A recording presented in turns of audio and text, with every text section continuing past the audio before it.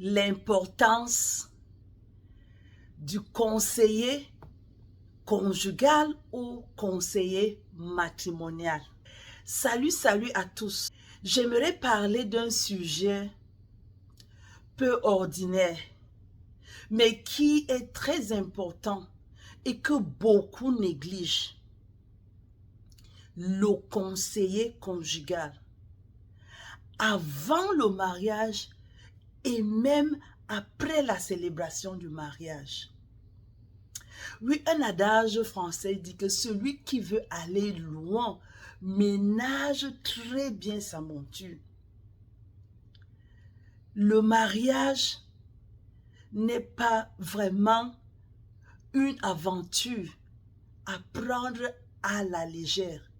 Il faut bien se préparer, il faut bien s'équiper, il faut bien s'informer. Et de ce fait, il faut consulter des personnes appropriées, des personnes professionnelles dans la matière. Qu'est-ce qu'un conseiller conjugal? Un conseiller conjugal peut être un professionnel en la matière ou alors une personne bien expérimentée en matière de mariage qui peut vous donner des conseils appropriés, qui peut vous guider, qui peut vous conseiller afin que vous puissiez faire un heureux mariage. Et quel est le rôle du conseiller conjugal? Le conseiller conjugal n'est pas là pour vous dicter les lois, non. Le conseiller, comme le nom l'indique, est là pour vous donner des conseils, pour vous ouvrir l'intelligence, ouvrir les yeux en matière de mariage. Le conseiller conjugal vous dira que faites attention, là où vous allez, ce n'est pas ce que vous pensez. Il faut bien vous préparer. Le conseiller conjugal va vous donner des outils appropriés pour que vous puissiez faire un mariage réussi. Et mon conseil, c'est de consulter un professionnel et surtout une personne aussi expérimentée qui craint le Seigneur. Parce que le vrai mariage, c'est selon la parole de Dieu. Ne prenez pas des doctrines mondaines pour apporter dans votre mariage. Vous n'irez pas loin. Votre base doit être la parole de Dieu. Parce que c'est Dieu qui a institutionnalisé le mariage. C'est Dieu qui a la feuille de route du mariage. C'est Dieu qui connaît la mission que vous devez accomplir dans ce mariage. Donc, abordez une personne expérimentée. Le constat est vraiment triste aujourd'hui. Je parle surtout aux garçons. Parce que notre mentalité en Afrique, c'est que non, c'est la fille qui doit aller se former pour devenir une très bonne épouse. Le garçon, il connaît déjà tout. On sous-entend que le garçon connaît déjà tout. Il n'a plus rien à apprendre. C'est archi faux.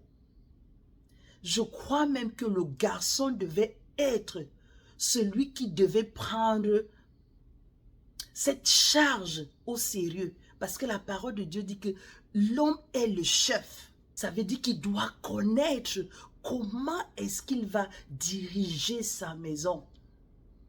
Tu n'envoies pas ton assistante en formation pour venir et toi-même, tu ne te formes pas. Vous voyez que ça n'ira pas dans le foyer. Donc mes jeunes garçons, oh oui, je sais que certains disent que oh, on est parti à l'école, ils ont de grands diplômes, ils sont allés à l'université, ça veut dire qu'ils connaissent tout. Non, vous ne connaissez pas tout. Le mariage est un autre domaine. Seuls les expérimentés peuvent vous donner des conseils appropriés. Et s'il vous plaît, soyez assez humble pour aller vous renseigner.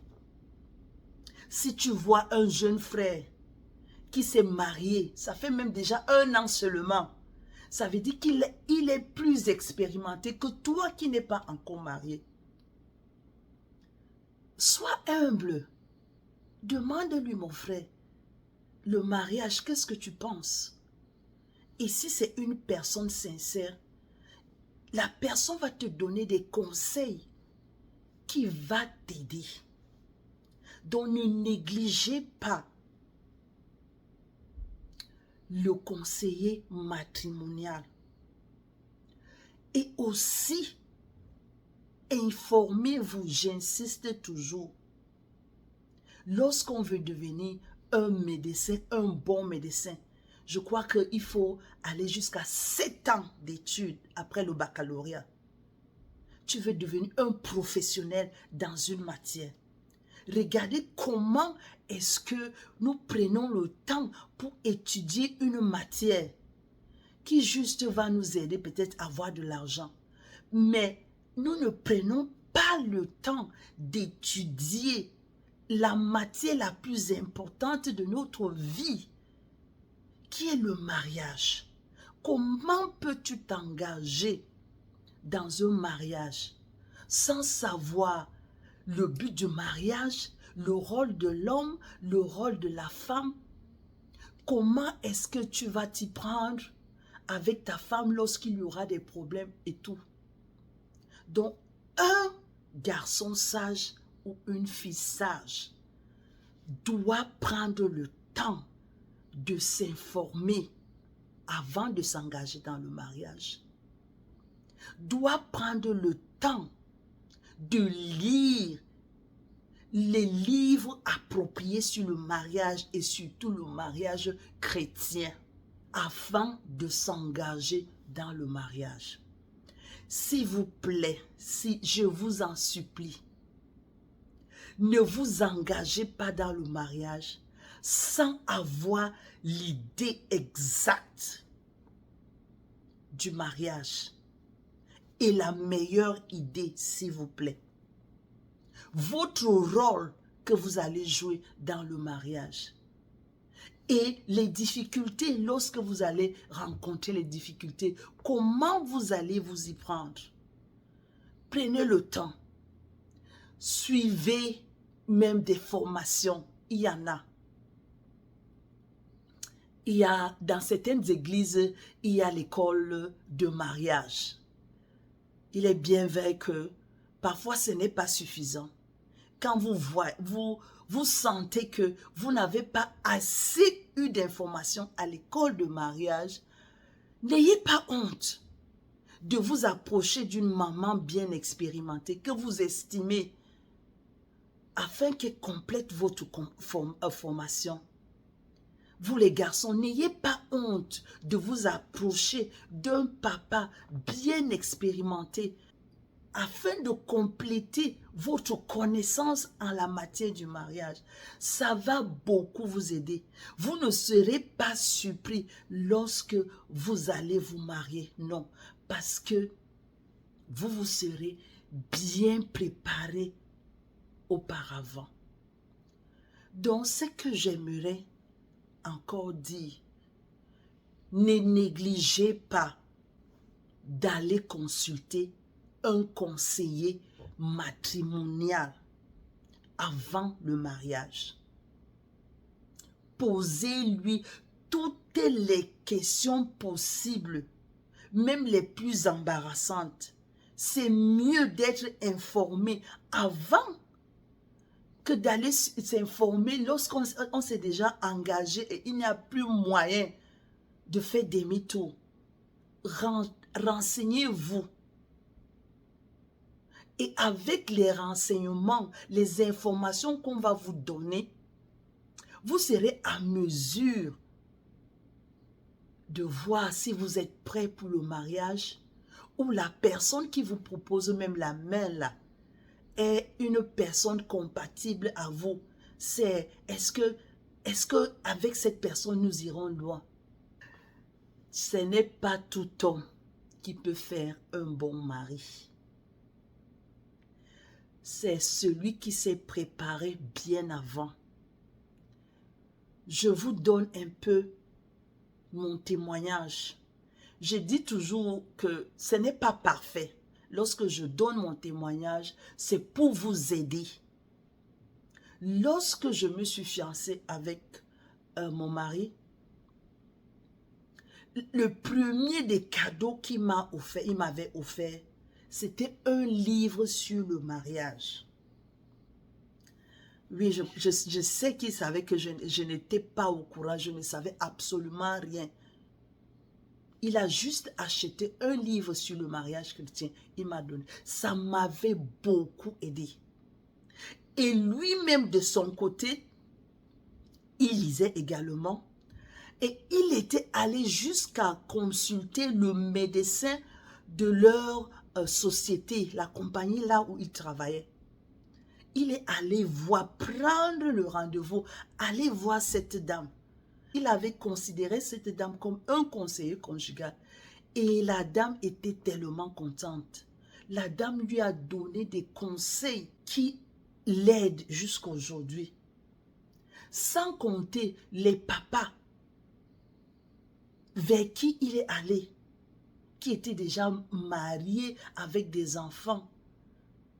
Donc voilà comment, lorsqu'on veut aller loin, on veut réussir dans le mariage, on se prépare.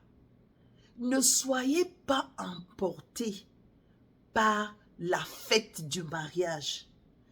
On se prépare plus à la cérémonie. On prépare, on planifie la belle robe et toutes les réceptions et tout ça. Ça nous prend beaucoup de temps. Ça nous absorbe énormément. Et on oublie le plus important qui est le mariage proprement dit. La célébration, ce n'est que quelques heures et puis c'est fini. Et le mariage, c'est pour toute la vie. Donc c'est mieux que la célébration soit n'importe comment, mais que le mariage, vous soyez bien préparés. Donc ne négligez pas de vous faire assister par un conseiller conjugal.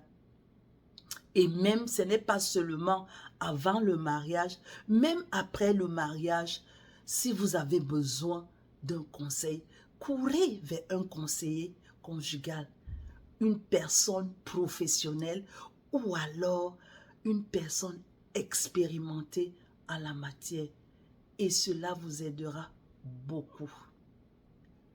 Merci et beaucoup de courage à mes jeunes filles et à mes jeunes garçons qui veulent s'engager dans le mariage. Que le Seigneur vous bénisse abondamment.